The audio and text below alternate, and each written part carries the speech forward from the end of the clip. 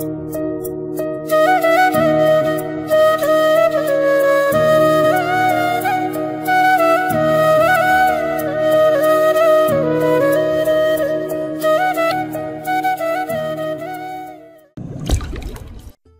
কি ওহুর সাথে দেখা করতে পারবো না?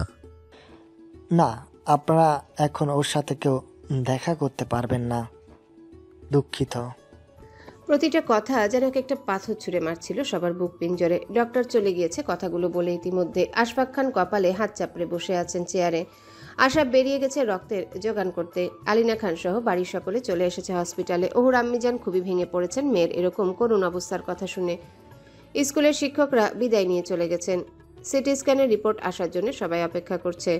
শোকের বিষাদ নেমে এসেছে সকলের মুখ পানে। আব্রো ইউনিভার্সিটি থেকে সবেমাত্র অ্যাপার্টমেন্টে এসেছে। কাঁধ থেকে ব্যাগটা সোফায় হালকা ছুঁড়ে মারল, অতঃপর ধপাস করে সোফায় বসে পড়ল।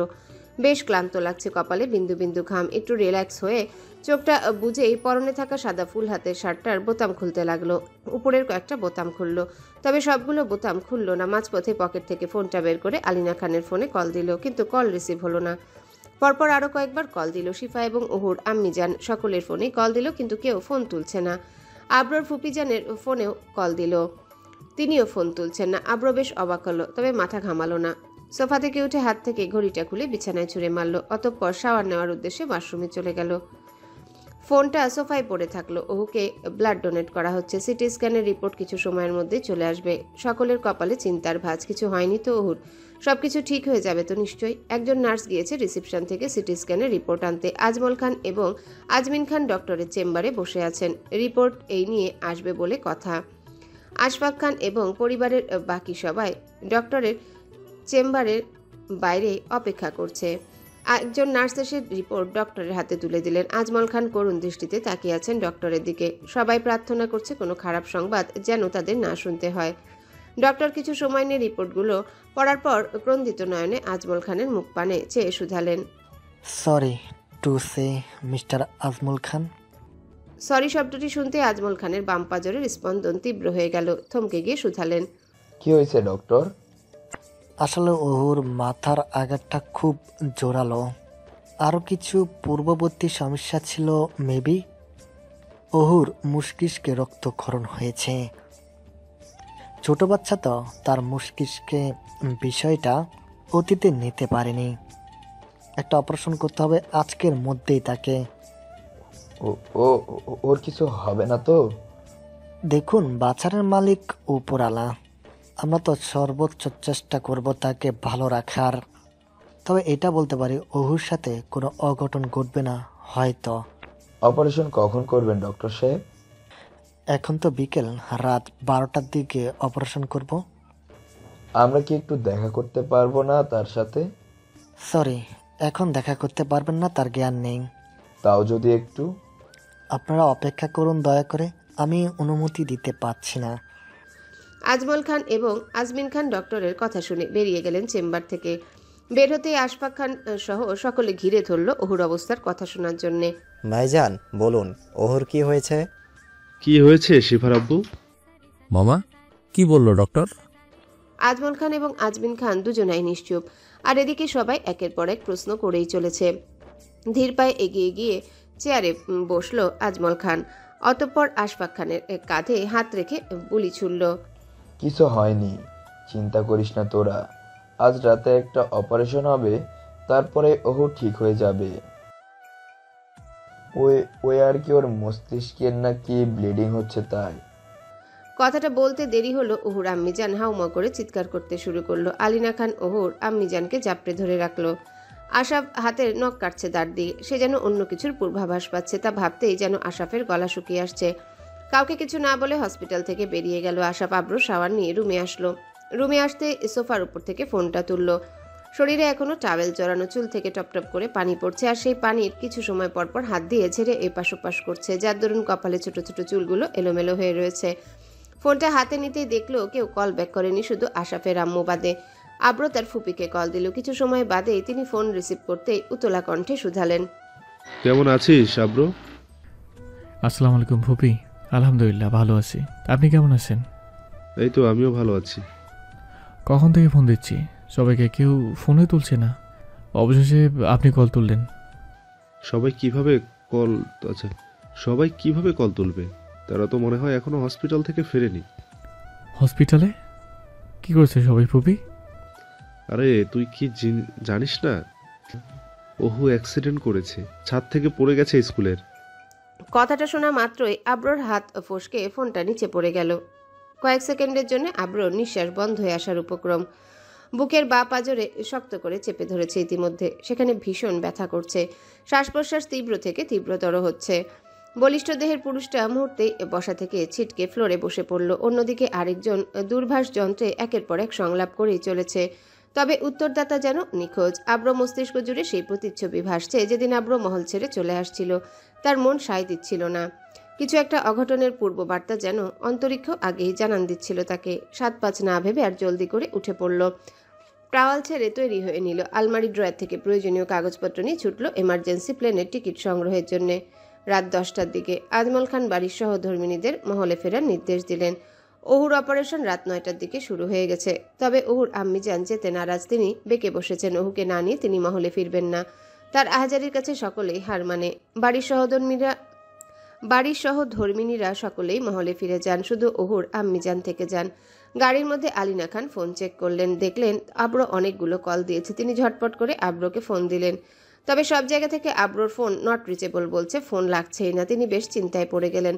সবার অজান্তে আব্র তার কাঠবিড়ালির সন্নিকটে আসার উদ্দেশ্যে ইতিমধ্যে প্লেনে চড়েছে। বিষয়টা সবারই অজানা। রাত 11টার দিকে ওহুর মস্তিষ্কে অস্ত্রোপচার করা শেষ হয়। অপারেশন থিয়েটার থেকে ডক্টর বেরোতেই আশফাক খান একের পর এক প্রশ্ন করতে লাগলো উতলা হয়ে ক্রন্দিত নয়নে। ডক্টর, ওহু কেমন আছে? কি হয়েছে? অপারেশন ঠিক মতো হয়েছে তো? আমাদের অপারেশন সাকসেসফুল হয়েছে। তবে এখনো আমরা কিছু নিশ্চিত হয়ে বলতে পারছি না। কাল জ্ঞান ফিরে আসার পর আমরা বাকিটা বুঝতে পারবো। আমরা কি এখন ওকে দেখতে পারবো? আচ্ছা আদনান, 1 মিনিট সময় দেখে আসবেন। কোনো নয়েজ করবেন না। অনুমতি দিতে দেরি হলো। সবাই ওহুকে দেখার জন্য হুমড়ি খেয়ে পড়ল। আশফাক দ্রুত এগিয়ে গেলেন মেয়ের দিকে। ওহুকে দেখে আশফাক খানের হৃৎপিণ্ড কেঁপে উঠল। এ কি অবস্থা হয়েছে তার জান্নাতের? মাথা চুল সব কেটে ফেলেছে। মাথা পুরো ভর্তি ব্যান্ডেজ। এক চোখ ছেয়ে গেছে সাদা ব্যান্ডেজের চাপে। আরেক চোখ ভীষণ ফুলে রক্ত জমাট বেঁধে গেছে। শরীরের বিভিন্ন জায়গায় ব্যান্ডেজ করা। বসন্ত ধূলীভূত দমকা হাওয়া বয়ে আনে কংক্রিটের অন্তরিক্ষে শীতল সুবাস। মনের আহাজারি কারো সংক্ষিপ্ত হয়, দূর হয় কান্না নিবাস। গজে ওঠা নতুন পাতা জানান দেয় এসে গেছি আমি। এবার কারো তোমরা সবাই মিলে প্রিয় বসন্ত বিলাস। বসন্তের ঘ্রাণ বইছে চারিপাশে। জীর্ণশীর্ণ গাছগুলো প্রাণ ফিরে পেয়েছেন নতুনভাবে গজানোর আশায়। পুরনো পাতাগুলো ঝরে রাস্তাঘাট বাড়ির সব বন্দর ভরাট হয়ে আছে। একটু পরপর উড়ে আসা দমকা হাওয়ায় উড়িয়ে নিয়ে সেগুলো দূর দূরান্তে ছড়িয়ে দিচ্ছে। সেই বসন্তের সন্ধিক্ষণে সূচনা হয় আরেক সকালের। কিন্তু কারো মনে নেই বসন্তের সেই ছোঁয়া। সবার কপালে চিন্তার ভাঁজ। মুখ পান শুকিয়ে আছে, অধর ভুগছে চিন্তাভাবনার আলিঙ্গনে। কবে শেষ হবে সে উৎকণ্ঠা? কবে? খানমহলের ফ্যামিলি ডাক্তার ওহুর রিপোর্টগুলো চেক করে দেখছেন। বারবার উল্টিয়ে পাল্টিয়ে রিপোর্টগুলো পড়ছেন। তার অন্তরিক্ষেও যেন উৎকণ্ঠা দোল খাচ্ছে। কিছু একটা অঘটনের পূর্বাভাস যেন তিনি পাচ্ছেন। তবে সেটা অপ্রকাশিত। হাসপাতালে রাত্রি যাপন করা সকলে খানমহলে ফিরে গেছে। তারা পরবর্তী পুনরায় আসবে। তবে আশফাক খান এবং তার সহধর্মিণী রয়ে গেছেন। তারা গতকাল থেকে পানাহার করেননি। ওহু যতক্ষণ পর্যন্ত তাদের সাথে কথা বলবে না তারা কিচ্ছুটি খাবে না বলে সংকল্প এটেছে। ওহুর নানুর বাড়ি থেকে লোকজন এসেছে হাসপাতালে তাকে দেখতে। পরবর্তীতে আরও অনেকে আসবে। ওহুর নানামশাই হলো চট্টগ্রামের একটি প্রভাবশালী অঞ্চলের শাসনকর্তা শেখ নেওয়াজউদ্দিন শহীদ। তিনিও ছুটে এসেছেন সুদূর থেকে নাতনিকে দেখতে। ওহুর ফুপিজান এবং ফুপাজানও ছুটে এসেছেন ওহুর অসুস্থতার কথা শুনে। সঙ্গে রয়েছে আশফি এবং ওহুর সঙ্গী তিশা শিকদার। ওহুকে অপারেশন থিয়েটার থেকে কাল রাতেই আইসিইউতে প্রস্থান করে দেওয়া হয়েছে। দুপুর 2টায় আলিনা খান পুনরায় হসপিটালে এসেছেন। তিনি বেশ চিন্তায় রয়েছেন। গতকাল রাত থেকে আব্রোকে ফোন দিচ্ছেন, তবে ফোন লাগছে না। তাহার বিবর্ণ মুখশ্রী দেখে ওহুর আম্মিজান চাপা কণ্ঠে শুধালেন, না তেমন কিছু না, ওই আর কি, আব্রোর সাথে কথা হচ্ছে না কাল রাত থেকে। ফোন তো দিচ্ছি, ফোন তো লাগছে না। এখন বলতে সাহস হচ্ছে না ভাবি, পরে বলবো। ছোট আপা কি চলে গেছে নাকি? আচ্ছা, আশাফ কোথায়? ছেলেটা এত দৌড়াদৌড়ি করলো অথচ না বলেই চলে গেল। আজমল খান, আজমিন খান এবং আশফাক খান সবাই উপস্থিত হসপিটালের করিডোরে। আলিনা খান এবং ওহুর আম্মিজান কথা বলতে ব্যস্ত। তাদের দুজনেরই কপালে কিঞ্চিত উৎকণ্ঠার ভাঁজ। নিজ সন্তানদের জন্য একজন বাঁচা মরার লড়াইয়ে নেমেছে, অন্যজন নিরুদ্দেশ। কোথাও নেই তার স্থির অবস্থানের চিহ্ন বিশেষ। সকলের অবস্থানরত জায়গায় বেশ ভিড়ই বলা চলে। বাড়ির সহধর্মিণীরা চেয়ারে বসে আছেন, অপরদিকে বাকি সকলেই দাঁড়িয়ে আছেন। সবাইকে হিসেব করলে 7 কিংবা 8 জন তো হবে। মোটামুটি একটা জনসমাগম এই স্থানে বললে চলে। সকলের প্রাণবন্ত মনখানি উথাল পাথাল করছে। ওহু কখন সজ্ঞানে ফিরবে। সকলে উৎকণ্ঠা তীব্র করতে ধরফর করে হসপিটালের করিডোরে হাঁপাতে হাঁপাতে প্রবেশ করে এক তরুণ যুবক। সবাই কৌতূহল দৃষ্টি নিয়ে তাকায় সেই অবয়বের প্রাণে। হতভম্ব মুখশ্রী নিয়ে ভ্রুযুগল কুচকে তাকিয়ে আছে সবাই। কেন সকলের মুখ পানে আশ্চর্যের ছোঁয়া মিশ্রিত। কে সে, আর কেন এখানে? হাঁপাচ্ছে কেন সেই প্রতিচ্ছবি? সেই তরুণের যুবকের প্রতিচ্ছবি আর কারণ নয়, স্বয়ং সুদূর ভিনদেশ থেকে ছুটে আসা কাঠবিড়ালির আররাব খান আব্রো। আজমল খান যেন নিজের আখি যুগলকে বিশ্বাস করতে পারছেন না। আব্রো এখানে কিভাবে? শুধু আজমল খান কেন, সবারই একই প্রশ্ন। কিন্তু আলিনা খানের মনে একই প্রশ্ন উকি দিলেও দৃষ্টিকোণ ভিন্ন। তিনি এগিয়ে গিয়ে আব্রোর কাঁধ স্পর্শ করে স্তম্ভিত সুরে থমকে থমকে জিজ্ঞাসা করলেন, আব্রো, তুই এখানে আসবি যে? আমাদের তো আগে বলিসনি কেন বাবা? আব্রো এখনো ঠায় দাঁড়িয়ে আছে, কোনো শব্দ আওড়াচ্ছে না। তার চোখে যেন ভয় কিংবা কোনো বিদ্রোহের প্রতিচ্ছায়া দেখতে পাচ্ছেন আলিনা খান। পরনে থাকা সাদা শার্ট ঘেমে একেবারে বলিষ্ঠ দেহের সাথে চিপকে আছে আব্রোর। কপাল চুইয়ে ঘাম ঝরছে তার। সকলের ধ্যান ভাঙিয়ে আজমল খান কর্কশ ভাষায় সংলাপ করলেন। তিনি বরাবর এই সুরেই কথা বলেন। আব্রো, উত্তর দিচ্ছ না কেন? বাংলাদেশে তুমি কি করছো? আব্রো বাবা, বল আমায়, কি হয়েছে? কোনো সমস্যা নাকি? আব্রো, তুমি দেশে আসবে, আমাদের তো আগে বলবে। কোনো সমস্যা হচ্ছে নাকি তোর সেখানে বাবা? আর তুই এত ঘেমে আছিস কেন? আব্রো, কি হয়েছে বলো আমাদের, না বললে আমরা বুঝবো কিভাবে? সবাই আব্রোর দিকে তাকিয়ে আছে উৎকণ্ঠা দৃষ্টিতে, তাদের করা প্রশ্নের প্রত্যুত্তরের আশায়। সবাইকে পুনরায় হতভম্ব করে দিয়ে আব্রো বলে উঠল শীতল কণ্ঠে, ওহু কোথায়? সবাই আব্রোর কথা শুনে আরেকবার বিষম খেল। সবাই বড় বড় চোখ দিয়ে গিলে খাচ্ছে আব্রোকে। কি বলছে এই ছেলে? ওহুর জন্য ছুটে এসেছে এই ছেলে এত তড়িঘড়ি করে, তাও আবার কাউকে না বলে। সবাইকে পুনরায় চমকে দিয়ে আব্রো এবার হুঙ্কার দিয়ে গর্জে উঠল, ওহু কোথায় আম্মা? তুমি ওর জন্য চলে এসেছো, আমাদের একবার জানানোর প্রয়োজনও মনে করলে না? প্রবাদে আছে বাপের ছেলে বাপের মতোই হয়। সকলে তাই মনে করে আজমল খানের রাগ চটা স্বভাব আব্রো পেয়েছে, বরং তার থেকে অনেক বেশি। যার দরুন বাপ ছেলে যখন কথা বলে সবাই আতঙ্কে থাকে, কখন কি জানি অঘটন ঘটে যায় তার নিশ্চয়তা নেই। আলিনা খান পরিস্থিতি বিগড়ে যাওয়ার আগেই আব্রোকে শান্ত করে দিতে চাইলেন। ওহু আইসিইউতে আছে। আব্রো নিজেকে মায়ের থেকে আলতো হাতে ছাড়িয়ে সজোরে দৌড় দেয় আইসিইউ এর উদ্দেশ্যে। পিছনে ছুটেন আলিনা খান নিজেও, কিন্তু আইসিইউ রুমে ঢোকার অনুমতি নেই এখন। নিরাপত্তারক্ষী এবং কিছু নার্সরা আটকে ধরেছে আব্রোকে। আব্রো তাদের উপর চিল্লাতে শুরু করলো। এক পর্যায়ে বিষয়টা ধস্তাধস্তির দিকে এগুতে লাগলো। পরিস্থিতি অবনতি দেখে আজমল খান সহ বাকি সবাই ছুটে আসলো। আব্রো না পারছে দরজা ভেঙে ভিতরে চলে যেতে। হট্টগোল দেখে একজন নার্স কেবিন থেকে ডক্টরকে দ্রুত ডেকে আনলো। আব্রোর উত্তেজনা এবং ক্ষিপ্রতা লক্ষ্য করে আব্রোকে ভিতরে প্রবেশ করার অনুমতি দেওয়া হলো, শুধু আব্রোকে। আব্রো তড়িৎ গতিতে ছুটে যায় কাঠবিড়ালির পানে। কেবিনে ঢুকে ওহুর অবয়বের উপর দৃষ্টি পড়তে আব্রোর হৃৎপিণ্ড থমকে যায়। হৃদস্পন্দন তীব্র থেকে স্তব্ধ হতে শুরু করে। সেই স্পন্দনের শব্দ সে নিজেই শুনতে পাচ্ছে। বাম পাজরের কাঁপুনি 20 বছরের তরুণ যুবকের বলিষ্ঠ দেহকে নাড়িয়ে তুলছে। আব্রো ধীর পায়ে ওহুর মুখশ্রীর পানে এগিয়ে যায়। তার নজর আরও স্পষ্ট হয়। ওহুর থেতলে যাওয়া অবয়ব দেখে আব্রোর পায়ের তলা থেকে মাটি সরে যায়। ধপাস করে ফ্লোরে বসে পড়ে। বুকের বাম পাশে শক্ত করে চেপে ধরে, তবুও সেই ব্যথার নিবারণ হচ্ছে না যেন। টেনে টেনে নিঃশ্বাস নিতে থাকে। বেশ খানিকবার পলক ফেলে পুনরায় মাথা উঁচিয়ে তাকায় কাঠবিড়ালির মুখ পানে। আর সইতে না পেরে মুহূর্তেই ছোট্ট শিশুর মতো ডুকরে কেঁদে ওঠে আব্রো। ওহুর মুখের দিকে তাকাতেই আব্রোর ভিতরে সবকিছু তছনছ হয়ে যাচ্ছে। চাঁদের মতো মুখখানার কি করুণ অবস্থা হয়েছে। আব্রো 12টা বছর যাবৎ কত সামলে রেখেছে ওহুকে, কোনো একটা আঁচ পড়তে দেয়নি। আজ সেই ওহুর কি নাজেহাল অবস্থা আব্রোর অনুপস্থিতিতে। আব্রো এই জন্য নিজেকেই দায়ী করছে। কাঁপা কাঁপা হাত বাড়িয়ে দিয়ে ওহুর চোয়াল জোড়া স্পর্শ করে আব্রো। এখনো চক্ষুদয়ে বাড়িধারা বিদ্য। কান্না মিশ্রিত চাপা কণ্ঠে থেমে থেমে জিজ্ঞাসা করে ওহুর গাল ছুঁয়ে, এই ওহু, ওহু রে উঠ না। এই ওহু দেখ, আমি আইছি। ওহু রে, আমি আইছি তো, কিন্তু তোর জন্য কিছু আনতে পারি নাই রে। এই আমার কলিজা, তাকা না আমার দিকে। তুই না বলেছিলি আমি তাড়াতাড়ি আইতাম? আমি আইছি তো, এবার উঠ না। এই ওহু, ওঠ না রে, গোসা করিস না আমার লগে। তুই ওঠ, আমার একবার ডাক। আমি তোর কসম, তোরে তুই আর কোথাও যাবো না, কখনো না। তুই গোসা করিস না রে কলিজা, তোর কিছু হলে আমি বাঁচতাম না তো। এই এই দেখ, আমি আইছি, দেখ না, দেখ না, একবার দেখ না।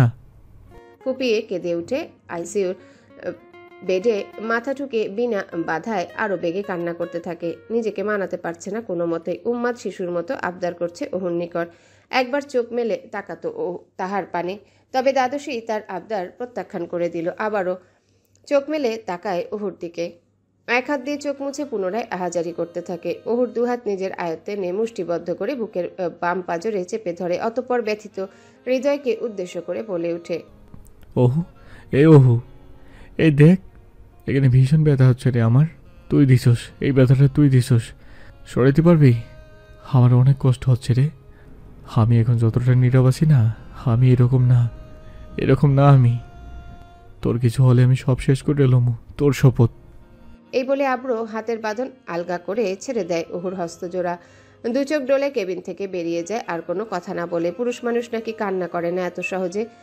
বুকের ভেতর যখন সবকিছু দুমড়ে মুচড়ে ওঠে তখন নাকি তাদের বাঁধ ভেঙে যায়। নিজের বুকের ভেতর চলা তাণ্ডব বিলিয়ে দিতে অশ্রুধারা গড়িয়ে পড়ে। তাহলে এই তরতাজা তরুণ যুবক কেন কান্না করছে? তার বুকের ভেতরেও কি তাণ্ডব বয়ে যাচ্ছে? সবকিছু ওলটপালট হয়ে চলেছে তার কাঠবিড়ালির জন্যে। বাহিরে বেরিয়ে দেখে সবাই আব্রোর দিকে তাকিয়ে আছে। আব্র কোনো কিছু বলল না। নীরবতা ভেঙে আব্রকে উদ্দেশ্য করে শুধালেন, এখন চল তাহলে মহলে বাবা। আম্মু, এখন যাব না, পরে যাব। তাহলে এতক্ষণ কি করবি এখানে থেকে? ওর জ্ঞান ফিরবে কখন? ডক্টর বলেছে 24 ঘন্টা বাদে, মানে আজ রাত 11টার দিকে জ্ঞান আসবে ওর। তাহলে ঠিক আছে, তোমরা মহলে ফিরে যাও, আমি আসছি এখানে। কাকি, তোমরাও চলে যাও, চিন্তা করো না।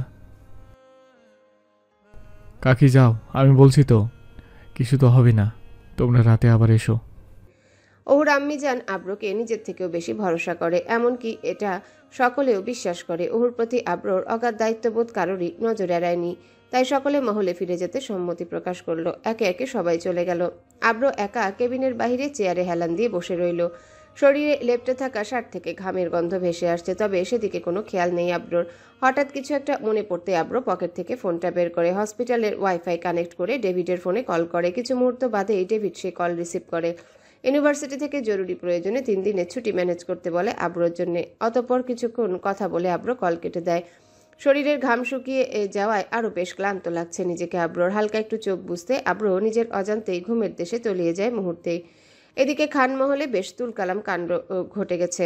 আব্র দেশে ফিরেই সবাই চমকে দিয়েছে, বেজায় খেপেছে আজমল খান। ছেলের এরকম করা হুটহাট কাণ্ড তিনি মোটেও পছন্দ করেন না।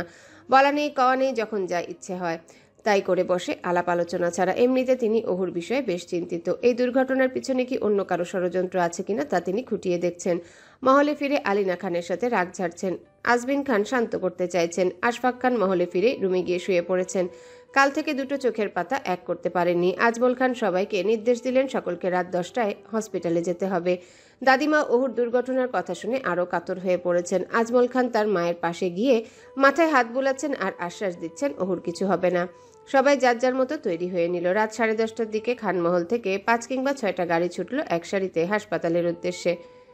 এর মধ্যে আলিনা খান আব্রোর জন্য খাবার পাঠিয়েছেন হসপিটালে, তবে আব্র খেয়েছে কিনা তিনি আদৌ জানেন না। রাত 11:40, ঘড়ির কাঁটা ছুটে চলছে তার নিয়মে।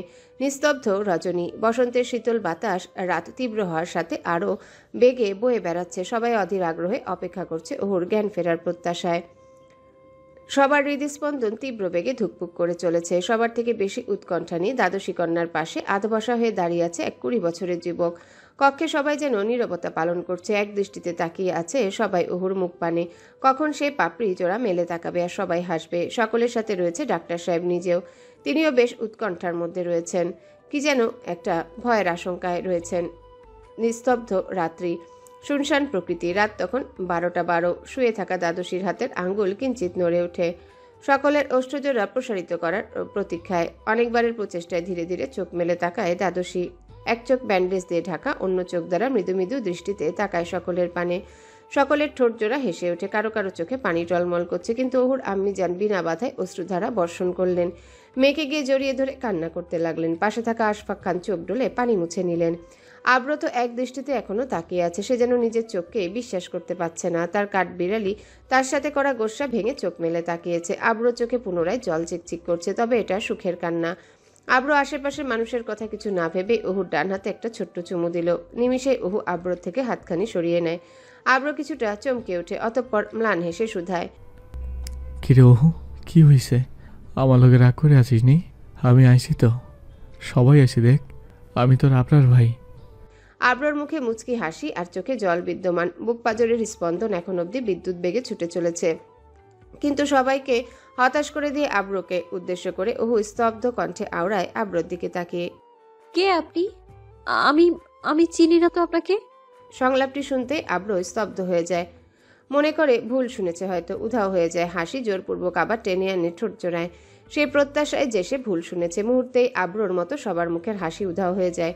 ওহুর আম্মিজান ওহুকে ছেড়ে দিয়ে ভ্রুজোড়া কুচকে তাকায় তার মেয়ের দিকে। কি বলছে তার মেয়ে? আশফাক খান সহ সবাই উৎকণ্ঠা নিয়ে এগিয়ে আসে, তবে ডাক্তার সাহেব সবার আগে ওহুর পানে ছুটে আসে।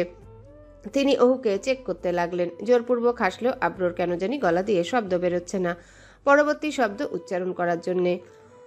বুকের পাঁজরে অজানা ব্যথা আবার শুরু হয়েছে যেন, তবে এখন যেন অন্যরকম অনুভব হচ্ছে। চিনচিন ব্যথা করছে, হাত পা যেন অবশ হয়ে যাচ্ছে। আব্রর ব্যথা তীব্র করতে ডক্টর নির্দয়ের মতো সংলাপ করে ওঠে, আমি যেটার ভয়ে পাচ্ছিলাম ঠিক সেটাই হয়েছে। ওহু চিরদিনের জন্য তার স্মৃতিশক্তি হারিয়ে ফেলেছে। সবাই যে যার অবস্থান থেকে বরফের ন্যায় জমে যায়। ডক্টরের কথা শোনা মাত্রই আব্রর মস্তিষ্ক প্রতিচ্ছবি আঁকতে থাকে। চোখের সামনে নিজ হাতে গড়ে তোলা 12 বছরের মজবুত প্রাচীর মুহূর্তে ভেঙে যায়। এক বাক্যে, কে আপনি? ওহুর আম্মিজান এবং আব্বা হাউমাউ করে কান্না করতে থাকে। তাদের মেয়ে তাদের সবাইকে ভুলে গেছে, তবে আব্র তা মানতে নারাজ। আব্র বিশ্বাস করে না যে তার কাঠবিড়ালি তাকে ভুলে গেছে। এটা তো কোনোদিনও হতেই পারে না। শেষ ভরসা ওহুর হাত জোড়া নিজের মুঠে বন্ধ করে জোরে জোরে চিল্লাতে থাকে, এই ওহু, এই তুই আমাকে বলিস নাই? তাই না রে, মিথ্যা কথা বলতেছে ডক্টর। আমি জানি তুই মজা করতেছস। কিন্তু ওহুর আব্রর প্রশ্নের কোনো উত্তর দেয় না। সে কিভাবেই বা দিবে? সে তো সত্যি সত্যি সবার স্মৃতি চিরদিনের জন্য ভুলে গেছে। ওহুর থেকে কোনো প্রত্যুত্তর না পেয়ে আব্র উন্মাদ হয়ে শক্তি প্রয়োগ করে ওহুর হাত জোড়ার ওপর। আব্রকে থামানোর উদ্দেশ্যে ডাক্তার এগিয়ে যায়। কি করছেন আপনি অব্র? এরকম করবেন না। সে সত্যি তার স্মৃতি ভুলে গেছে। এই স্মৃতি আর কখনো ফিরে আসবে না। আপনি ওর উপরে বল তৈরি করলে ওর মস্তিষ্ক সবসময় আপনাকে খারাপ ব্যক্তি হিসেবে চিহ্নিত করে রাখবে তার মাইন্ডে। সদ্য জন্ম নেওয়া একটা শিশুর মতো মস্তিষ্ক আর ওহুর মস্তিষ্কের মধ্যে তার মধ্যে কোনো তফাতে নেই। কথাটা শোনা মাত্রই বসা থেকে উঠে ডক্টরের কলার চেপে ধরে আব্র শীতল চাহরি মুহূর্তেই রক্তিম বর্ণ ধারণ করে। দাঁতে দাঁত চেপে ফুপাতে থাকে, কর্কশ ভাষায় শুধায়, আমার ওহর কিছু হয়নি, তুই ওর স্মৃতিশক্তি ফিরিয়ে এনে দিবি। আমি কিচ্ছু জানি না। মাদার চোদ, তুই ওর স্মৃতিশক্তি ফিরিয়ে এনে দিবি। তুই নষ্ট করছিস ওর স্মৃতি। সবাই আকস্মিক ভয় পেয়ে যায়। ওহুকে ছেড়ে সবাই আব্রর পানে ছুটে। আজমল খান এবং আশফাক খান আব্রকে ছাড়াতে ব্যস্ত, তবে আব্রর সাথে তারা পেরে উঠছে না। সবাই লক্ষ্য করে আব্রর ভয়ঙ্কর মুখশ্রী, যে চেহারার সাথে কেউ পরিচিত না আজমল খান ব্যতীত। ডাক্তার নিজেকে বাঁচানোর জন্য কাশতে কাশতে বলে ওঠে, হ্যালো বন্ধুরা, পরবর্তী পার্ট খুব তাড়াতাড়ি আসবে, তো সবাই অপেক্ষায় থাকো। আর চ্যানেলটি যারা এখনো সাবস্ক্রাইব করোনি তারা পরবর্তী পার্ট দেখার জন্য চ্যানেলটি সাবস্ক্রাইব করে রেখো। ধন্যবাদ সবাইকে, আমাদের সাথেই থেকো।